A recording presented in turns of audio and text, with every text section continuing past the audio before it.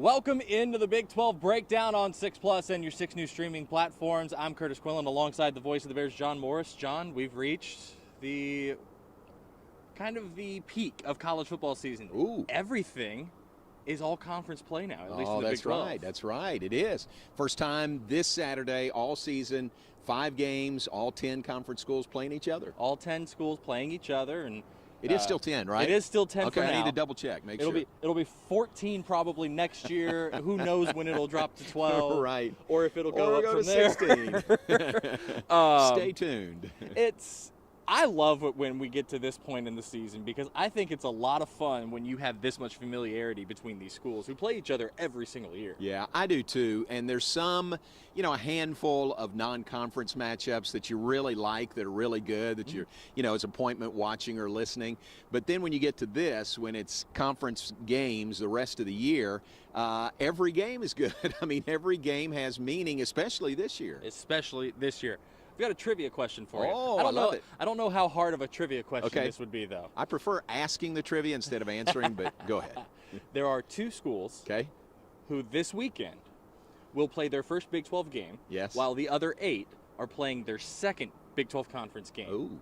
Who are the 2 schools who will make their Big 12 debut or their Big 12 conference schedule opener game this weekend? One of them's TCU. One of them is TCU. The other one is Oklahoma State. Who comes here to Waco this weekend. Ding, ding, ding, ding. What do I win? I'll give you a pat on the back later. Good enough. It's an interesting, because when you look at the Big 12 slate lately, there's been a whole lot of shifting in the schedule. You've had Week 2 conference games. Last year, Baylor and Kansas opened the Big 12 slate in Week 3 of the season. And then this year, you have a Week 2 game.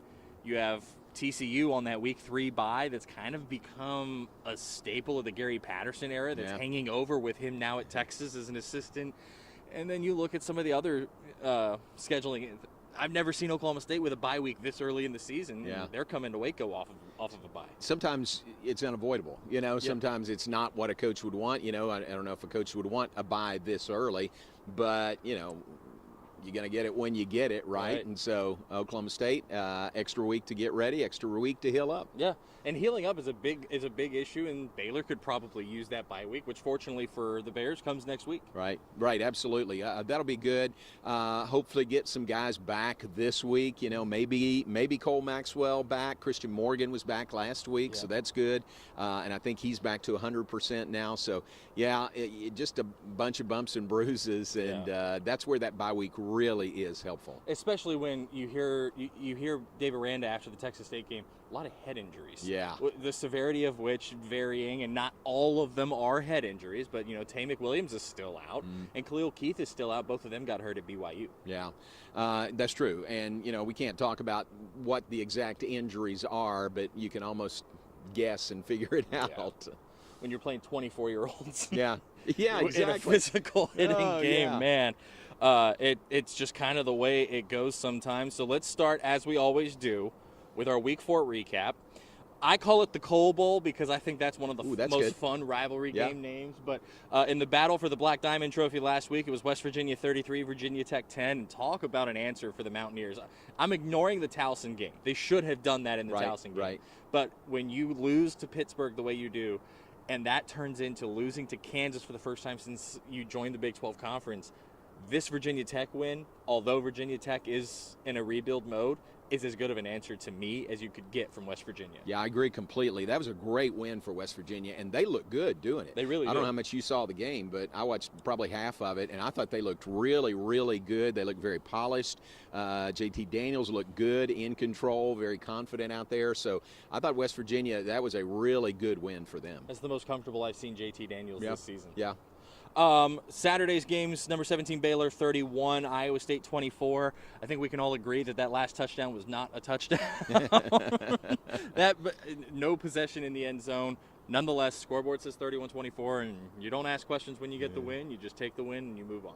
Well, okay, let me ask you about that. Did anybody have a good shot? Any good video of that? Not that I've seen. Okay. I haven't seen anyone now. I haven't either. I haven't. What we're talking about is the fumble into the end zone. It was clearly knocked out before he crossed the plane, but then the ruling was that he recovered it in the end zone. But all the camera shots I saw were from behind. You couldn't really see if he had possession. I saw one broadcast angle from up top in the end zone. So for those of you who don't see the TV setup at a major college football game, there are typically cameras in the end zones somewhere. Some stadiums have them in both ends, some just in one. The end zone shot that I saw still didn't look clear to me. Okay. It was still hard for me to tell. I probably would not have called it a touchdown in my officiating days, but well, that's the thing. It was ruled a touchback, on the field. So you had to have clear evidence to overturn it, and they felt like they did. Right. They felt like they did. I disagree, but or they were afraid of the crowd. Crowd was on the officials from the get-go on Saturday up in Ames. Matt Campbell is one of the most passionate coaches he was hot in college football. He got heated here in Waco a year ago, but I don't think I've ever seen him have I don't want to call it a meltdown, but I don't really know what else to call what happened in Ames. Yeah, I agree. I'm not sure I've ever seen a coach that upset over not just one call, a couple of calls. And, he was very passionate about it. And then, the crowd was into it. They were reacting to every replay, which they showed over and over again. A shocker. Yeah, and responding to his reaction on the sideline also. So I think that surpasses, I don't know if you remember it, in 2020 in the Big 12 Conference Championship game, he was wearing his crimson polo, and his face was the same color at one point when they did not call a false start on the Oklahoma offensive line. But nonetheless, Baylor 1-0 in conference play after that one. Battle for the Iron Skillet. The Iron Skillet remains with Sonny Dykes, just it's going to a different destination. For the second year, he wins that rivalry game on the road, and I think he made a statement that he feels like he made the right move in this one with a 42-34 win at SMU. Good win for TCU, good win for the league. That was a tough game.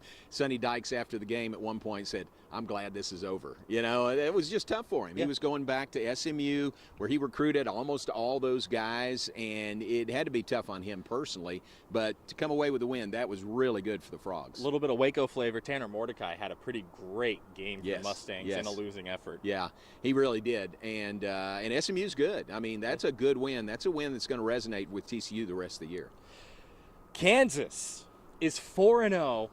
Is it the first time since 2009, the year after that Orange Bowl That's run? what I saw, 2009, yeah. 35-27 over Duke, and rank them, you cowards.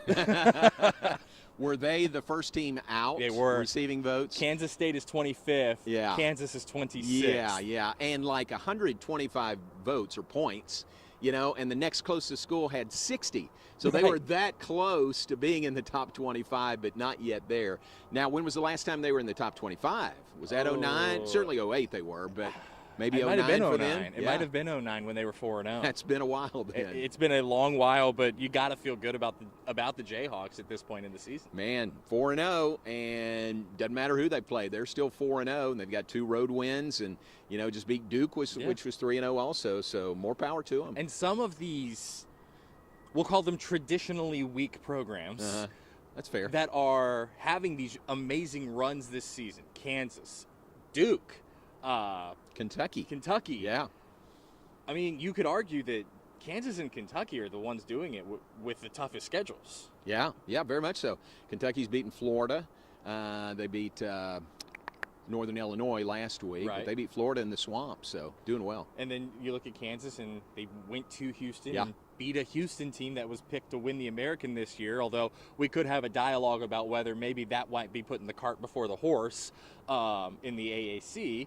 And you go and you beat Duke and you beat West Virginia and Morgantown. And I like what Kansas is putting on the football field, and I think that October 22nd matchup here is going to be a lot of fun. Yeah, that's homecoming here, so it's going to be tough. And we'll talk more about Kansas this upcoming week, but give them credit, man. They are 4-0. Lance Leipold doing a great job. He's doing a phenomenal job. How about the Red Raiders? Texas Tech 37, number 22, Texas 34. The final in overtime. Is Joey Maguire going to have a statue built in Lubbock 4 games into his tenure at the Heck? Before the season's over, right? Man, what a great start for them. You think about a head coaching change, and I think I've said this before, but I always think there's a transition year in there. You got to get used to, you got to know where the light switches are, and you got to get your players in there. Right. It's a new head coach, but most often a new staff completely. But, boy, they have hit hit the ground running, and they are just doing great. 3-1, a win over Texas. Yeah. Rush the field, $50,000, no problem. We'll get somebody to pick that up for us. No kidding. Now, I will say, Tech very much embraces the mindset of balance for balance's sake is dumb in college football. Right. So Roderick Thompson's a great running back, and he can get you 100 yards. But that's not going to stop Joey Maguire from throwing it for 450 with Donovan Smith. Yeah, who is doing a great job. You know, it's hard to remember that Tyler Shuck was the starter coming out of fall camp. But Donovan Smith has stepped in. Man, he looks good. He looks poised back there. Has a great arm and pretty good bevy of receivers to throw to. Probably the result of the weekend here. Kansas State 41, number 6 Oklahoma 34, the final in Norman. Yeah. And if you look at the box score, the difference in this game was the first quarter. Kansas State was up 14-0 in the first, won the first quarter 14-7, and tied Oklahoma in each of the final 3 quarters. 10-10, 3-3 in another one. And whatever that math equates to, and then the final one of those. I was told there would be no math. Exactly. The famous Chevy Chase line that I strive to abide by in this career. Kansas State, that's a pretty good response from, like you called it, a head-scratching loss to Tulane the week before. How about 17-10 the week before. So riddle me this: does Kansas State have the worst loss of any school in the league this year and the best win of any school in the league this year in back-to-back weeks? You know, I'm gonna say yes. What's a worse loss by any school? Because that West Virginia loss to Kansas has aged remarkably well. Yeah. That loss to Pitt hasn't aged terribly. Right. I'm gonna go with yes, because if you look at the rest, OU's loss was to K-State. They're 3-1. Yeah. Oklahoma State's 3-0 with, a non-conference schedule that included a MAC school, an FCS bottom feeder, and to be honest, in a school that fired its coach 2 weeks later, or a week later rather, and then Baylor lost to BYU. Lost at BYU right. on the road. Texas's loss was to Alabama, which isn't bad. Well, let's think. No.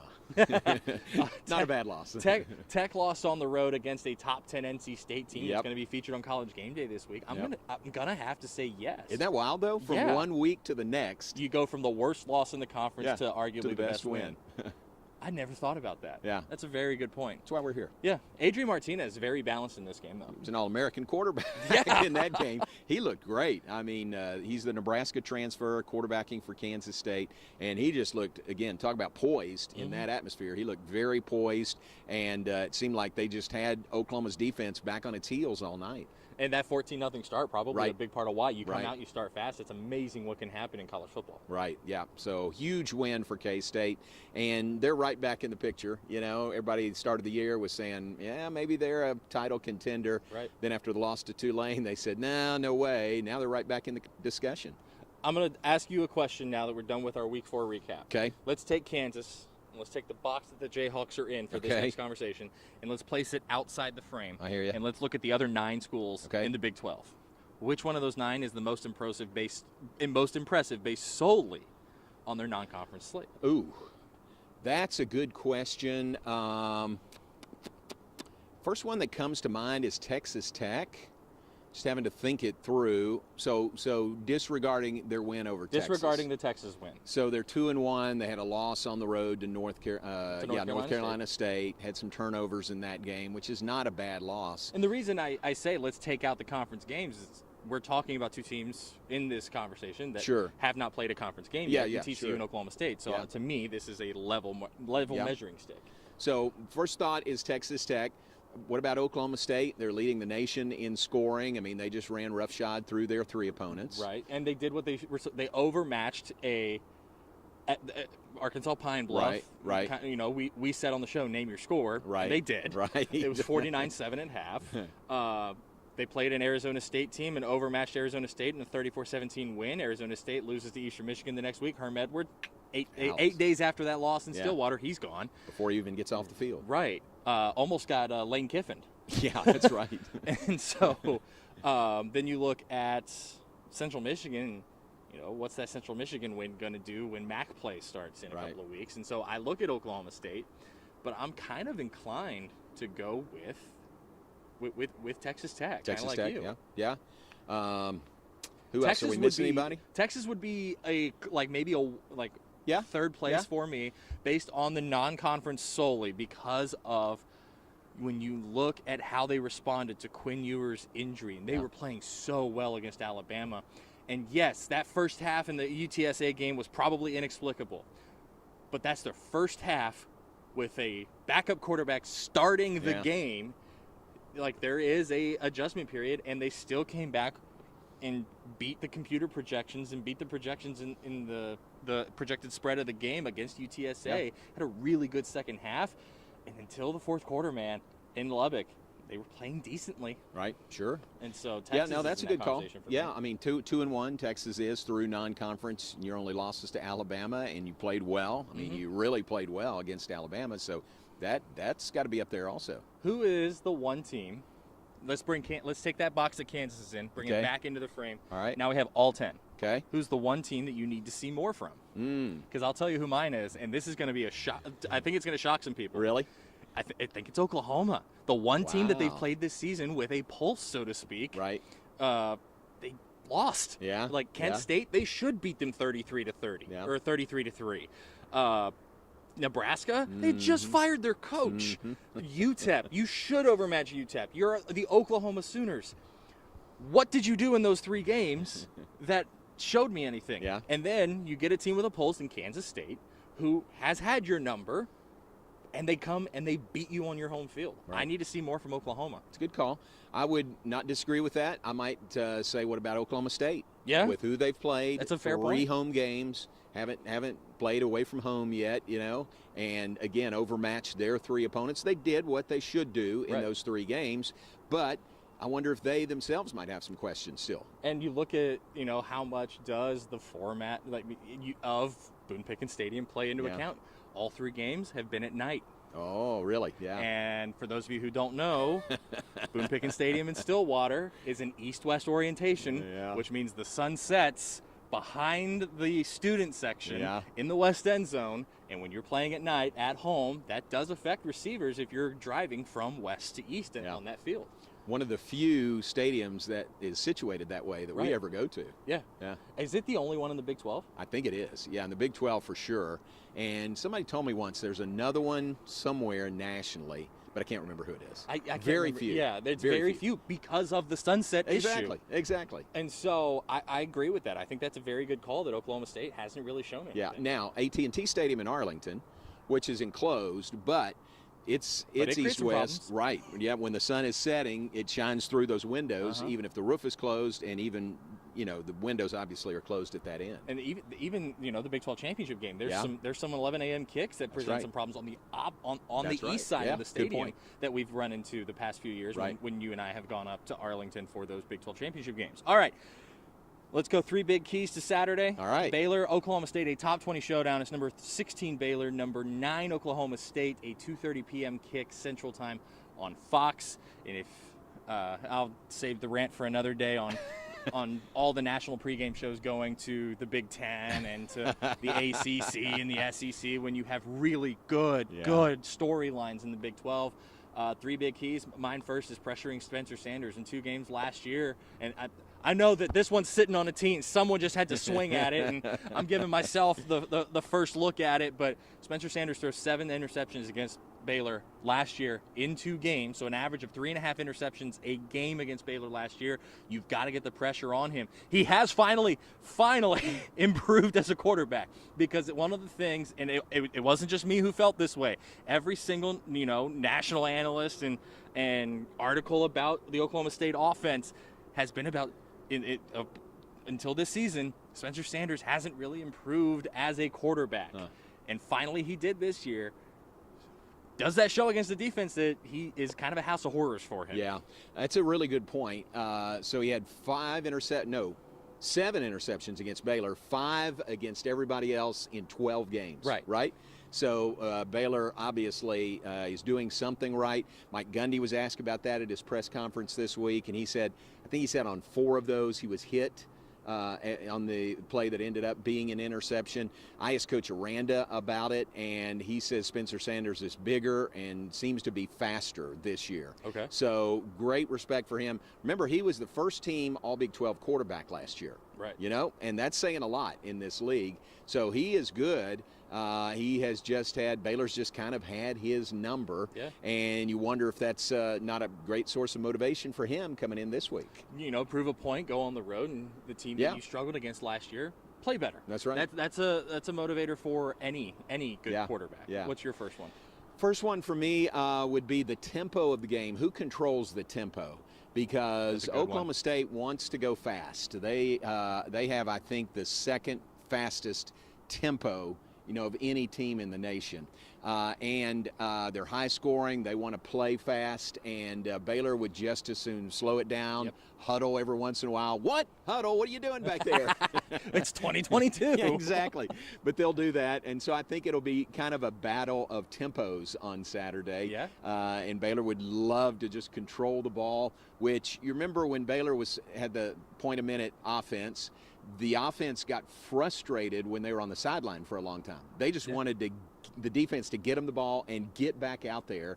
I wonder if it's not similar for Oklahoma State in their offense. And then that defense has taken a major step forward each week, because in that first week against Central Michigan, it looked like Oklahoma State was coming back to the Oklahoma State we all knew during the Cotton Bowl era in 2013, the Fiesta Bowl in 2011, when you're making those, the point-a-minute offense, but in orange instead of green and gold.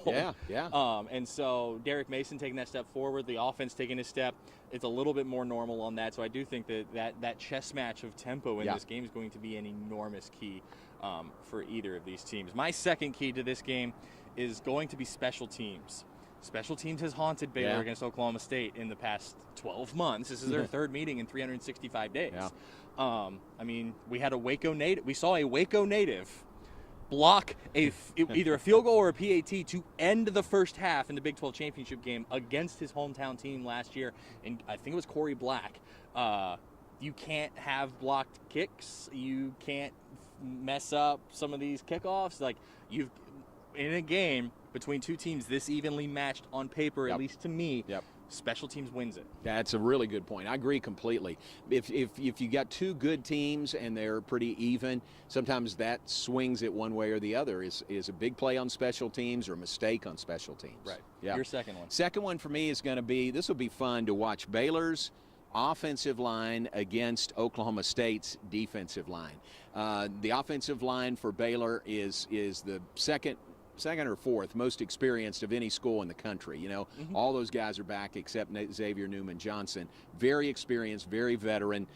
They don't even compare veteran-wise and age-wise to the Oklahoma State guys, whose average age is 24 years of age. They're like defensive BYU. linemen. Yeah, very much so. They've got a guy who went on a mission in that defensive line. But think about that. 24 years of age is their average age in the defensive front. Very veteran, very experienced. I think that's going to be a great matchup on Saturday. I do too. And that defensive line Baylor has is so veteran and so ferocious. Yeah. Up front, you got T.J. Franklin and Apu, and if Maxwell is able to play, Yeah. but if not, who's been filling in for him? The name is escaping me at the moment. Let's see. Garmin Randolph is there, but he's on the other side. Who would that be? I don't know. Check back with me. Yeah, but whoever it's been has done well. Has done well. Yeah. You don't hear the name call, but sometimes it's just do your job, fill your gap, let somebody else make it. Brooks Miller, Dylan Doyle. Yeah, you know what it's been for the most part has been Jackson Player and Apuika starting in that defensive front. Yeah. And they're doing well. Both of them. And that defensive line against that veteran Oklahoma State offensive line, that's a fun matchup, and I like that one. That's a really good point. My third one, it is the pass game. Yeah. Who was the last team ranked in the top 25 Baylor played this season? BYU. What wasn't there? The pass. Yes, you beat Iowa State on the road, and you did something not many people do in Ames, especially in the Big 12 Conference. Jack Trice Stadium, is just like Hilton Coliseum. If you didn't go to a Big 12 school and you're just a Baylor fan watching this, Hilton Magic and Trice Magic are a very real thing. Very. Just ask Oklahoma State. Yeah. but the pass game has to be there. You did it against Iowa State. Now do it against a top 10 team in Oklahoma State. I'm not saying you've got to pass for 350 yards and go full Donovan Smith on these guys, but you do need to be able to move the ball through the air, not just on the ground. That's good. Third one for me would be continue the trajectory for Baylor. I think every game they have gone here to here to here to here. You know, every game. And I think Iowa State was their best game, Baylor's best game overall, needed to be, you know, to beat them.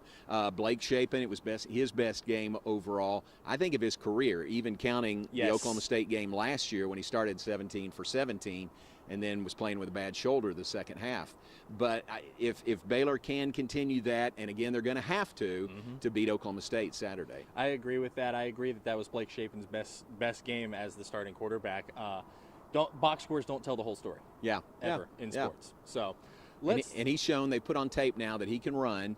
And so, you know, you've got to account for that, his ability to run, and I think that's a huge threat, just his ability that's always back there. You can't load the box because he'll throw it over you. You can't play back because he'll run it under you. I agree with that wholeheartedly. Let's go through the Week 5 slate this weekend. All 5 games are on Saturday, and only one is not nationally televised, and it's a weird one to me. True. I don't understand why that one wound up on ESPN+. But 11 a.m. God's time in Fort Worth, Texas. It's TCU's conference opener, the 3-0 Frogs hosting number 18, 3-1 Oklahoma. This one 11 a.m. on ABC. This would be a really good spot for Oklahoma to get a win over somebody with a pulse. And Oklahoma may be, pretty fired up this week coming off the loss at home to Kansas State. TCU coming off a win. They've got to feel pretty good about themselves. Am I right? TCU and who are the only undefeated? It's Kansas, the only undefeated teams in our league. Just those two right now. So TCU's got to feel good about what's going on there with Sonny Dykes. The only undefeated. It's just like everyone drew it up at the beginning of the season, right? Right. For TCU, how big would a win here be? Be huge, to beat Oklahoma. It'd give Oklahoma 2 losses in conference play and 2 straight losses. It would be huge. It is in Fort Worth, and I know they're gearing up there. I think I've already heard it's already a sellout, which it should be. Right, should be there. So that'd be good. It would be huge for TCU. This is a game that's traditionally at night, so I think the change in scenery might actually benefit Oklahoma in this one because you don't have to sit in the hotel as long. That's actually a very big thing in this game. I'm taking Oklahoma, but I do think it's close. I would. I have a hard time picking this one. I would pick Oklahoma. Very close. This is the one that confuses me how it wound up where it did broadcast-wise. 11 a.m. Central Time Saturday on ESPN+. Nothing against our friends at ESPN+. Nothing against ESPN+, but I think this game deserves more eyeballs, not tucked behind a paywall. On cable, at the sports bar, stuff like that. Right. It's 3-1 Texas Tech at number 25, 3-1 Kansas State in what I think, chess match-wise, is the second best matchup on paper in the Big 12 this weekend. I agree with you. That's right. And isn't it interesting, maybe you think, well, they picked it 2 weeks ago before Tech beat Texas, before K-State beat Oklahoma. No, this was a 6-day pick window for the TVs. They left those open. Yes, and they didn't make the choice until after all the games on Saturday, and it still ended up on ESPN+. Which tells you it is a good slate nationally this weekend. I'll be the first to admit that, and someone's going to get kicked off of the national airways. But this is a fascinating matchup to me. To me, the biggest key for this one is the chess match. Can Kansas State force Texas Tech to run the football? Can Texas Tech force K-State to allow them to run the football by just playing everybody back because they're slinging it down the field every play? And how about this? Joey Maguire and Texas Tech went for it on 4th down 8 times against Texas. And converted 6. They were 6 of 8 on 4th downs. Now, that's a discussion for another day, this trend around the league and maybe the nation of going for it on 4th downs. It was really up. This past Saturday in the Big 12, I mean, it may have been the most, the combined teams have gone for it on 4th down. I don't know that. But Tech was 6 of 8. And kind of shows the mentality of Joey Maguire and Kitley, the offensive coordinator. And they're going to go for it. Well, it's that same mentality that Baylor had last year. Oh, it's 4th and 3. We're at the 50. That's fine. Just line it up. We're going for it. We got a 2-headed monster, 3-headed monster with Gary Bohannon. That. Yeah. I love it when football is truly a 4-down game and you're not just, okay, let's just run it up the middle on 3rd and 10 and just punt on 4th and 8. Sure. And we'll come back and try it again next It drive. is a mentality. Right. You're right. You get 4 downs. Yeah, that's right. I'm taking K-State, but I know I've said this before, and it's probably me sounding like a broken record at this point. The only thing that would really surprise me in this game is if it was a blowout in either direction. Yeah, it's in Manhattan, right? In Manhattan. Yeah, I would pick Kansas State. No slight to Texas Tech at all. I mean, they're flying high. They're feeling good. Donovan Smith is playing at a really, really high level. Right. I wholeheartedly agree with you there. Now, this is, to me, on paper, the game of the week in the Big 12 Conference. It is the biggest chess match to me when you look at best on best and second on second, because I think that defense at Oklahoma State is very good and has found ways to replace Malcolm Rodriguez. It's the 9th-ranked Oklahoma State Cowboys at 3-0, marching into McLean Stadium, where we're right outside of, to face number 16 Baylor at 3-1. This is the 2:30 game on Fox. Man, what a fun matchup this has the chance to be. Very much so. It's turned into a really good series the last few years. I mean, Oklahoma State, when you were a pup in school there, they were dominating this series, you know. But the last, I mean, depends on how you look at it. Oklahoma State's won 2 of the last 3, right? But Baylor's won 3 of the last 5, including the Big 12 championship game. So it's been a really good series of late. If you want to know just how young I really am, Baylor actually went 2-1 against Oklahoma State while I was in school. The first one of those was a college game day affair in 2013. Oh, 13. The Turf Monster with Bryce Petty. Yes. That won't go away. As an Oklahoma State alum, I do feel like my journalistic integrity says that I have to be transparent. I have a panoramic picture from that game. I was in the marching band at Oklahoma State that semester. I have a panoramic from that game on a touchdown to the left side. I think it was in the second quarter, and the whole place is going nuts. In my office at home. Nice. And so I want to see that picture. It's pretty fun. What a night that was. I mean, game day was there. It was a night game. I remember we had Brent Musburger on the tailgate show with us. You know, Kirk Herbstreit was there, and I'm talking to him in the hallway. It was really cool. And number 4 versus number 10, if I remember right. So great matchup. But then that trip by Bryce Petty on a wide open run to the end zone kind of said, uh-oh, what's going to happen here? And Oklahoma State ended up blowing us out. I remember my buddies and I, one of them was at my wedding, and I was just talking to him this morning. We were in the band, and we were like, we saw Bryce Petty running around to the left side in the same end zone where this touchdown in my panoramic picture was scored. Yeah. And we were like, it's wide open.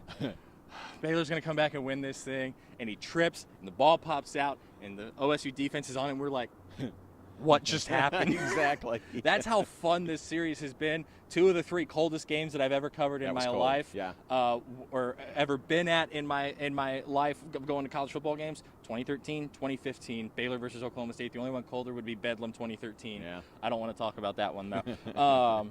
I like Baylor in this one, in a close one. I think it comes down to who has the ball last, just like that Iowa State game last year. Yeah, I definitely like Baylor at home. I think the atmosphere is going to be great. It's a gold out, so I'm getting everybody ready for the gold. Do not adjust your sets. It's going to be bright here. Now, Oklahoma State has to wear white jerseys, right? They have to wear white jerseys. Okay, because if it was this gold and their orange, oh my! You would have to turn down the chroma. A couple of Sharpie highlighters on the screen. But it's going to be bright enough for sure, and I think our fans are going to be terrific. Middle of the day, 2:30. You know, is there's pluses to every time slot, but 2:30, man, you can get here, you can tailgate, you can come in, and I think it's going to be a great atmosphere. Some of the best atmospheres I've seen in my 7 years covering Baylor have been that 2:30, 3 o'clock time slot. Against Iowa State last year, Oklahoma State, but nothing. Some of those atmospheres are hard to beat. 2016 Baylor-Oklahoma State was one of those. The final 2 games of the day, it's 2:30 on ESPN2. It is 3-1 Iowa State at first team out of the top 25, the 4-0 Kansas Jayhawks. Yes, we are still talking about football. I like Kansas in a close one. I might be in the minority on that one though. That's a tough call. Iowa State's a good team, and they're trying to avoid back-to-back conference losses to open conference play. That is in it's in Lawrence. It's in Lawrence, which they had a sellout there last week. They may do it again this week. But that's a tough call. I don't know who I'd pick in that one. I would pick Iowa State. You're going with Iowa State. Yeah, no offense to Kansas at all. I think this one comes down to who has the ball last, but if Iowa State can find a way to contain Jalen Daniels, there it is. That's the biggest key to this game for them. Yeah. Because Jalen Daniels has been the leading rusher and the leading passer for the Jayhawks each of the past 2 weeks. And so now it's just a matter of getting it done against another team with a pulse with a really good Iowa State coming into town. Really good. And again, emblematic of the great matchups we have once we get to conference play. For those of you wondering, it's Mac Rhodes. It's Mac Rhodes running. Jogging. You want to get him over here for a word? The final game of the day, the only night game in the Big 12 this week. On Saturday, it's a 6:30 p.m. Central Time kick between West Virginia and Texas, who on paper, identical resumes, 2-2, 2 wins in the non-con, a loss in the Big 12 opener. This game is on Fox Sports 1, and boy, what a redemption story this could be for Texas. Whew, absolutely. And I think they'll find a way to win at home, no matter who the quarterback is. Neil Brown at West Virginia has said that it doesn't matter which quarterback it is. They're both really good, and they'll be prepared for both of them. Do you find any legitimacy to this sentiment from the Texas fan base on Twitter that Hudson Card is just not it as the QB? Because I think he's done pretty well. He's done really well, yeah. But consider the source. Right. Who would they approve of, right? They could find something wrong with Quinn Ewers if Texas fans looked hard enough. Yeah. And they're coming off a loss too. So, but I think those are two really good quarterbacks, and either one would give West Virginia trouble. I agree with you there. And West Virginia's had extra time. They played Thursday a week ago, so they've had some extra time. And they needed to rest because 2 games in 6 days. Right. Pass. Right. Do you think that there's anything to Quinn Ewers dressing on the sideline? Do you think he's close to returning? Or have you heard anything from Austin that he's close to returning? Or do you think, to quote a couple of podcast hosts, that it's all just a dog and pony show of dressing Quinn Ewers in pads, even though he's hurt? I would lean toward the latter, but I have no way of knowing. Right. It may be just gamesmanship. You dress him, you have him standing there, and then whoever you're playing, they don't know if he could put his helmet on and come in or not.